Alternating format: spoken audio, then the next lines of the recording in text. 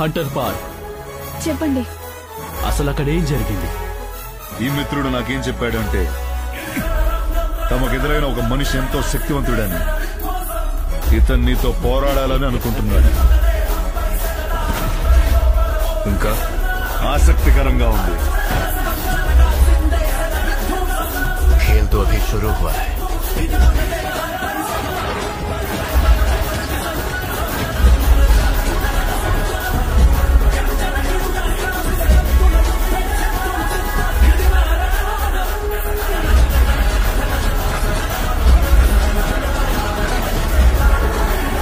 ఇలాంటి యుద్ధాన్ని నేనెప్పుడు చూడలేదు. ఈ యుద్ధం నిజంగానే జరుగుతోంది కదా?